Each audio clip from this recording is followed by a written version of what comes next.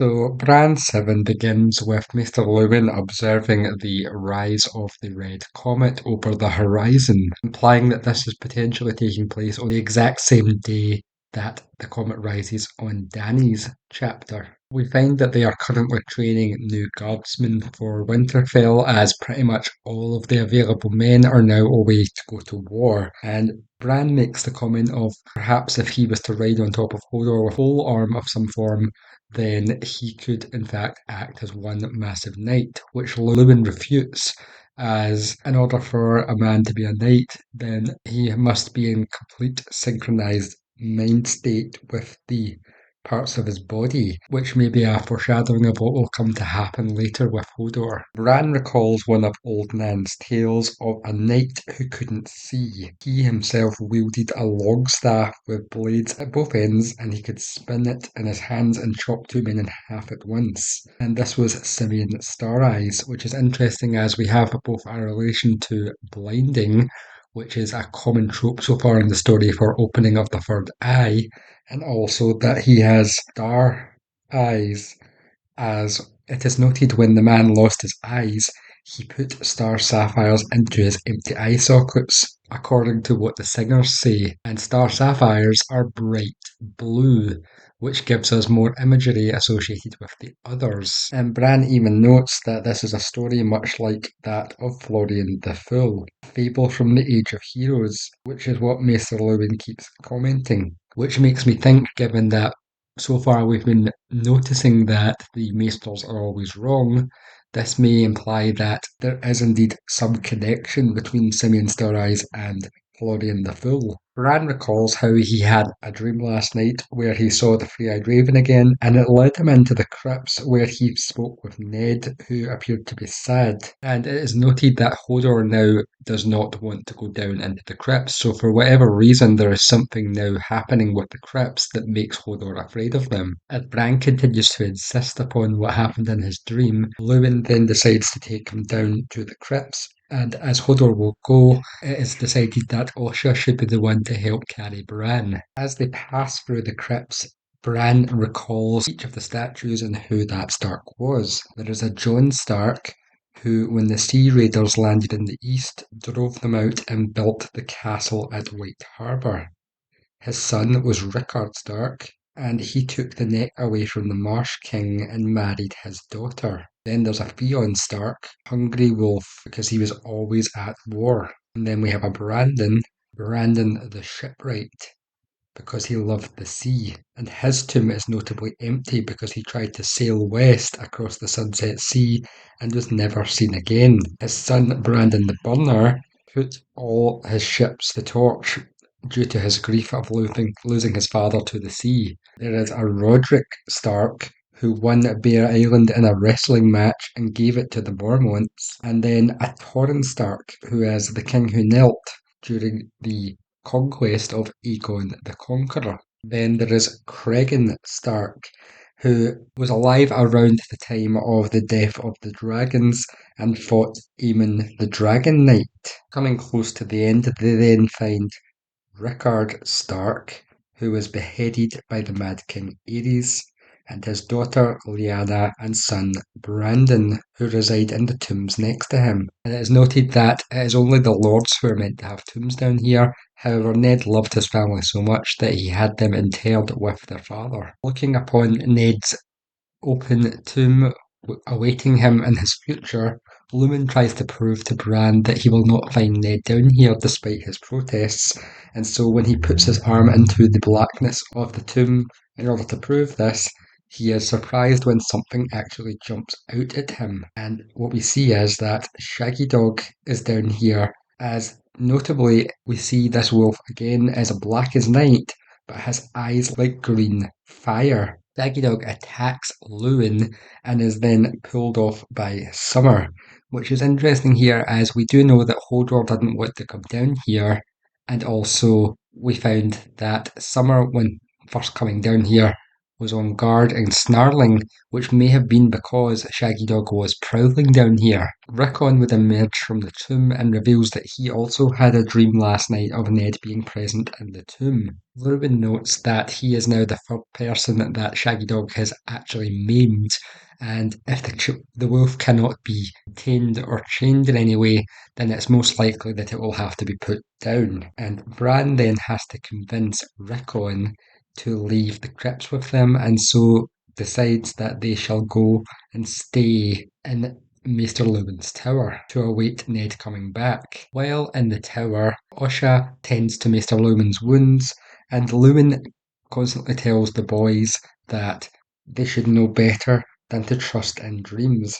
To which Osha then points out the children of the forest could tell you a thing or two about dreaming, which the Maester then says that the children live only in dreams, dead and gone now, which is interesting as it seems very likely that the crows which are visiting people in the dreams are indeed children of the forest or being sent by children of the forest, so they do in fact live in dreams. Bran comments that old Nan used to say the children knew the songs of the trees and they could fly like birds and swim like fish and talk to animals. And they would make music so beautiful that you would cry like a baby when you hear it, which Mr. Lewin then notes they did all this with magic. Trusting in spells is dueling with a glass sword, just like the children did, which is an interesting comment to make unless this is meant to imply to us that the children did something while dabbling in magic to bring about their own downfall, as a glass sword is very much like a double-edged sword metaphor.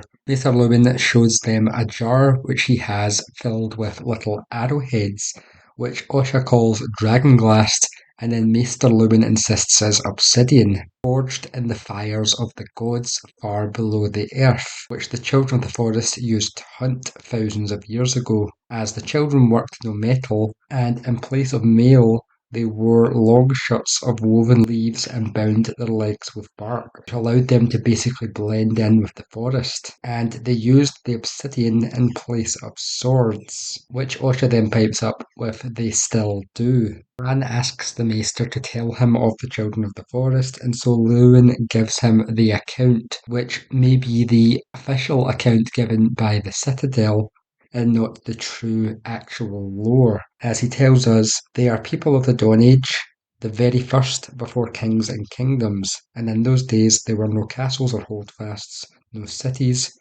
not so much as a market town to be found between the north and the Sea of Dorne. There were no men at all.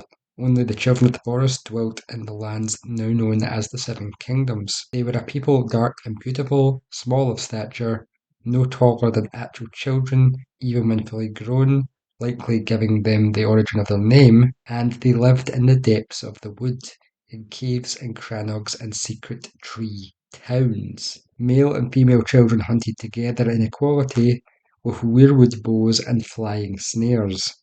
Their gods were the god of the forest, stream and stone, and old gods whose names are secrets. Their wise men were called green seers and carved strange faces in the weirwoods to keep watch on the woods. And it is noted that how long the children lived there or where they came from is unknown to humankind. But 12,000 years ago, the first men appeared from the east, crossing the arm of Dorne. And before it was broken, they came with bronze swords and great leather shields, riding on horses. And it is noted that no horse had ever been seen on this side of the narrow sea before that point. No doubt the children were frightened by the horses, as the first men were by the faces in the trees. And so the first men began to carve out their holdfasts and their farmlands and cut down the trees and the faces and gave them to the fire, which horrified the children, and so they went to war. And so the green seers used dark magic to make the seas rise and sweep away the land, shattering the arm of Dorne. But it was too late to stop the advance of humans. The war went on until the earth ran red with the blood of the men and the children. However, it is noted that more children than men perished in this conflict as the men were bigger and stronger. And notably, wood, stone, and obsidian don't really match up to the likes of bronze when it comes to combat. So eventually, the wise men of both races prevail, and the chiefs and heroes of the first men met the green seers and the wood dancers amongst the weirwood groves of a small island in a great lake called the God's Eye, and it is there that they forged the Pact of the First Men. And it's quite clear that this is all propaganda at this point, as a pact is made between the two races, which appears to be extremely one-sided in the favour of the humans, as the first men were given the coastlands, the plains, the meadows, the mountains, and the bogs, but the children received the deep woods, and it is agreed that no more weirwoods are to be put to the axe, so the gods might bear witness to signing. Every tree on the island is given a face, and afterwards the Sacred Order of Green Men is formed to keep watch over the Isle of Faces. And as this is one of the few locations which were named very early on in the book, alongside the important locations and also the conspirators in the story, it makes sense that the God's Eye must hold some incredibly important relevance to the lore. And it is noted that the signing of the pact ends the Dawn Age and begins the Age of Heroes, which lasts for apparently 4,000 years of friendship between man and the children of the forest. Osha notes at this point that the children in actual fact went north beyond the wall, and this explains why they are all gone now, according to Maester Lumen.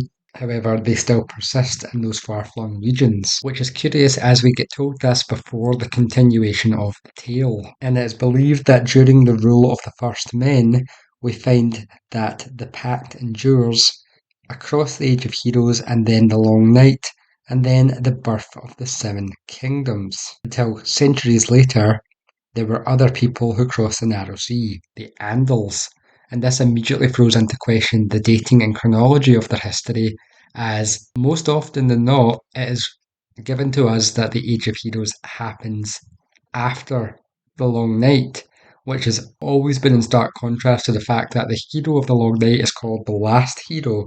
But here we clearly see that the Age of Heroes is placed before the Long Night, and then the Long Night is followed by the birth of the Seven Kingdoms, which would make sense as the Seven Kingdoms is literally propaganda based on the Andal's religion of the Seven. Why would the first men create the Seven Kingdoms? And then we also get the other controversy of the Andals coming and being called a tall, fair-haired warrior race who come with steel and fire, and bring the seven-pointed star with their new gods painted on their chests, warring with the first men for hundreds of years before all the Seven Kingdoms fall before them. And supposedly only in the north do the first men still rule, as they manage to throw back the invaders. Now, based on what evidence I've seen throughout the franchise and my theory videos, I strongly believe that this part of history is indeed false. The tall, fair-haired people were the original inhabitants, as the first men very clearly had some Dragon Lord styled peoples who were in fact here first, and the Andals just came and claimed all of the lands and then doctored the histories, and most likely took over the north as well, and then corrupted the myths to make them appear to be the ones who in actual fact beat off the Andal invasion. As was noted in a previous chapter, it does appear that most of the other northern houses who supposedly remember are in actual fact a lot more closely designed to look like giants, the original kings of winter. The story is cut short after they note that the children moved north following the Andal invasion, and then the wolves howl at the arrival of a raven, and as both brothers remember their dream and start to fret, Lewin, spooked by this, moves forward to take whatever message it holds and looks almost ghost-like in his fear. Opening the letter, Lewin then confirms that they have indeed received the message they were thinking they have received. Ned is dead, and they need to find someone to carve his statue.